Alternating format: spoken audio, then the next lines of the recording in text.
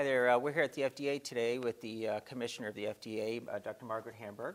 We're going to talk about a variety of things. We're going to start out with, if you could please discuss what are some of your 2 or 3 most important agenda items that you'd like to accomplish this year in 2011. It's really a critical time for the FDA. As you know, we are a unique and essential agency regulating products that range from drugs and medical devices to biologics and vaccines, dietary supplements, cosmetics, animal drugs and feed, and now also tobacco products. And so we have this huge range of responsibilities, and we need to make sure going forward that we are really positioned to do our job and do it well in the 21st century. And there are 2 main areas there that really matter to me. One is making sure that we have the scientific strength and the research capacity done in partnership with colleagues in industry and academia to really ensure that we can be the science-based, science-driven regulatory agency with a public health mission that we need to be.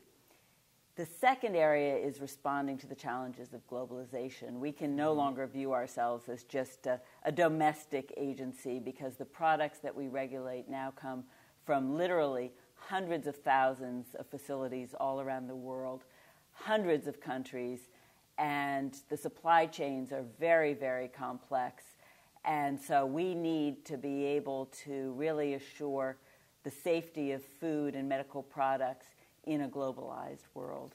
I was going to ask you about that specifically. There's been some reports from the Institute of Medicine, I believe the GAO, about that specific problem of the FDA inspecting plants, and then also a related issue of more and more clinical trials are being conducted overseas. All of these involve more resources by the FDA to go to all aspects of the globe. So can you update us on that? Have you, in terms of specifics, have you added more inspection facilities or done some specific plans for that?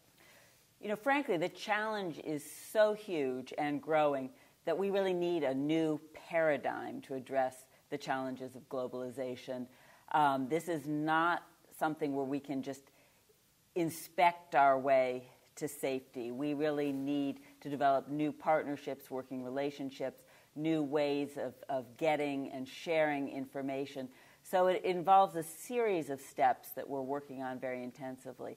One is to expand our inspections and make them more sophisticated and more risk-based. And we have developed now some sophisticated tools for screening products at the border using data mining and computer-based technology to help us identify, using a number of factors, high-risk products for inspection.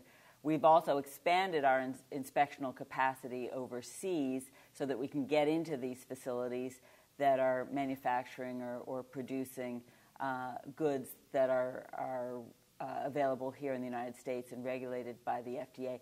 But importantly, we're also building working relationships with our sister regulatory authorities and with the industries that we regulate all around the world to make sure that we have, number one, the best possible information about the safety of products, that we know that both the regulatory authorities in the countries that are exporting goods to us and the industries that we're working with clearly understand our standards and expectations. And working with our sister regulatory authorities, we're really starting to share information about inspections that have been done, about concerns involving products, and that enables us to have a much wider reach.